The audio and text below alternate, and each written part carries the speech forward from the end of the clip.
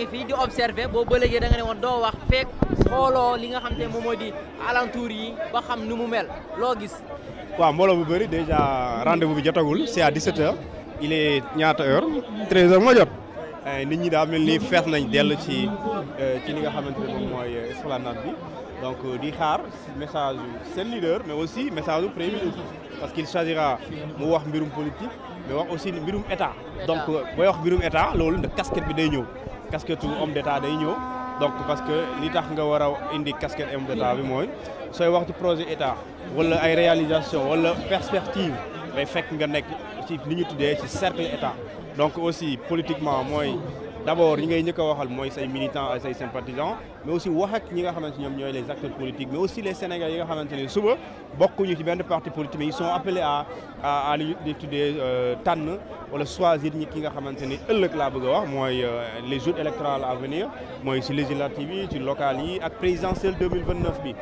2029 c'est dans 4 ans ou 3 ans mais 2029 c'est aujourd'hui maanaam li ngay doon suba tey nga koy pare et je pense qu'aujourd'hui cette mobilisation politique c'est une manière pour Ousmane Sonko de s'affirmer encore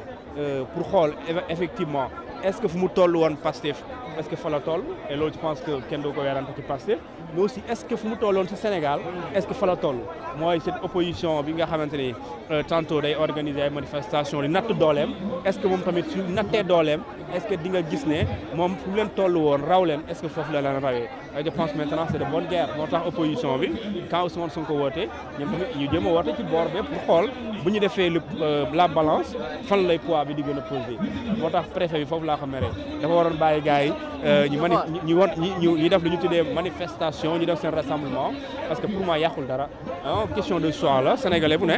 fi boo jàppee ne war dem ci opposition bi nga dem fa boo jàppee ne fii ngay ñëw nga dem fa et su boobaa la presse même day arbitrer soit centré yónnee équipe fële yónnee fi équipe ak si Dakar ñëw fii ñooy dem fële ci waa les sénégalais ñoom ñooy nekk les juges donc je pense que su boobaa du am benn werante. il va pas xam te ne moom moo di bés bi ak la nga xam moom nga fi gis ban message lañ ci mën a décrypter à travers tout ci engagement bi toute cette mobilisation côté politique. waaw politiquement xam nga dañuy faral di wax ne lii musul am mais sooy xool Abdou Diouf bu ñu ci tolloo amoon na mbooloo ku ne ak ses circonstances ak moment bi nga toll Abdou Diouf Abdoulaye Wade gisoon nañ mbooloom bi stade Demba Diop sama juumalee gisoon nañ Macky Sall aussi bi muy dajale donc Sonko aussi je pense que c'est la première plus grande manifestation politique au-delà du meeting de Keur Massar gëm naa ne bii moo yëpp doole léegi nag meeting politique dafa am lu muy woote mooy d'abord sa engagement politique parce que da nga woote ay sénégalais jógee ci région jógee ci département ñenn ñu jógee ci koñ yi ñëw assister ñëw déglu la pour féddali la également seen engagement politique pour yow tamit loolu gën la motiver mais aussi dekkil li ñu tuddee engagement li ñu tuddee espoir yaakaar et je pense que également loolu lu muy firnde rek mooy ñii di Pastef ak ñi nga xam ne ñooy les alliés de Pastef lenn la mooy ñun wala fu ñu bëgg a woote mooy Ousmane Sonko mooy leader bi donc ñun ñëpp dañoo war a ranger ci ginnaawam et loolu c'est une occasion aujourd'hui gëm naa ko mu régler ko wala bu ko réglé wul tey du neex a régler mooy cette question entre lui et Diomaye mooy est-ce que dañoo war a am au sein du mouvement présidentiel des pro X et des pro Y non je pense que loolu c'est un piège et soo ko bàyyi muy alimenté wu bis dina ñëw day aboutir et su aboutiree ça n'arrange ni la mouvement présidentiel ça n'arrange ni Sonko ni Diomaye ni Pastef ni les alliés mais aussi ça n'arrange ni le Sénégal et loolu dañuy gis ne donc lu arrangé wul Sénégal jarul muy yàgg jarul muy gudd et maintenant la meilleure manière de taire ça c'est d'éviter qu'il y ait un clan Diomaye un clan Sonko. Que ça soit moom que ça soit Diomaye que ça soit moom Ousmane Sonko itam à travers cette jeunesse là ces images lañ leen si war a mën a jàngee surtout vers l'avenir. waaw léegi nag image bi par exemple c'est une lecture yoo xamante ni l'opposition ou bien la classe politique sénégalaise daf ko war a tirer mooy est-ce que aujourd'hui Ousmane Sonko bu nekkoon en quête de popularité ba mu am ko en 2014 kenn xamu ko ñu dem ba 2019 2020 21 22 24 est-ce que aujourd'hui cette popularité aujourd'hui est-ce que cette légitimité est-ce que cet espoir bi nga xamante ni une grande partie de la jeunesse da koo toppoon est-ce que cette jeunesse-là est-ce que cette population ba léegi mu ngi koy continuer di topp léegi nag loolu c'est une manière de régler cette question donc je pense que lu ma la wax sànq la popularité et la légitimité politique moom lay saytu xool est-ce que concrètement lu fi nekk la léegi nag lu fi nekk par rapport ak sama parti sama parti man rek la ñuy topp mais ci opposition bi aussi sooy xool ci wàllum politique maa ngi xool bu ñu doon woote man kan moo ëpp doole si ñoom te loolu dafa lay yaakaarloo élection yi di ñëw léegi nag moo tax c'est un message à décrypter même les opposants doivent décrypter ce message pour dire que ñoom aussi ils doivent travailler davantage pour gën a mën a gagner du terrain pour permettre ñu am occasion mën a def lu ñu tuddee la conquête du pouvoir parce que pouvoir soo ko amee mooy la gestion de l'État la conservation du pouvoir mooy am nga pare noo koy gérer loolu moo lay permettre nga téye ko parce que moment bi nga koy téye ak ni nga koy gérer am na koo xamante ne opposant la liggéeyam lenn la mooy la conquête du pouvoir tout son projet c'est de tout faire pour que le travail bi ma war a def moom mooy permettre ma fexe ba ñuy jóge fi donc c'est ça son objectif et je pense que également l'opposition c'est ça son rôle dans une démocratie.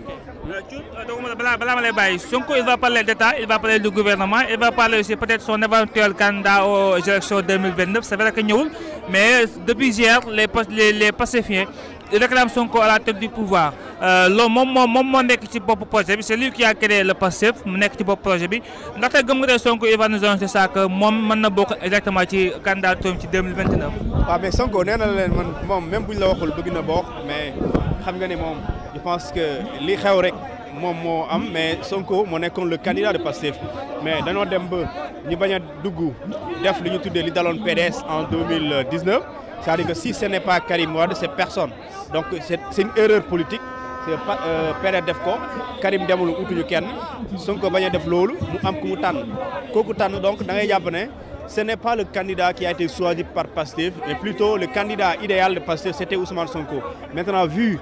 les déboires judiciaires et leurs conséquences ñu gis ne Ousmane Sonko am na ku mu désigné mu daal di falu léegi nag question bi mooy est-ce que juridiquement Ousmane Sonko peut être candidat c'est ça la question c'est-à-dire c'est pas Ousmane Sonko ndax day nekk candidat mais c'est est-ce que juridiquement il peut être candidat et je pense que juridiquement rien ne l'empêche à être candidat en 2029 parce que li tax mu nekk du nekk candidat mooy tax day fekk ñu radier ko day teg mu nekk ku inéligible Ousmane Sonko était inéligible avant la proclamation avant plutôt la promulgation de la loi portant amnistie avant loolu il était quand même inéligible mais après que la loi mu dugg ba léegi ni may wax ak yow Ousmane Sonko est éligible donc ça veut dire que donc pour mu nekk inéligible il faut que mu am des événements yu xew il faut ñu radier ko ci de nouveau dans le fichier électoral et jusqu'à l'heure où je parle aujourd'hui nous sommes le 8 il n'y a pas une seule décision de radiation qui crée ce qu'on appelle une situation d'inéligibilité donc bu dee loi d'amnistie bi li ñu tuddee l'inéligibilité est emportée par la loi d'amnistie et donc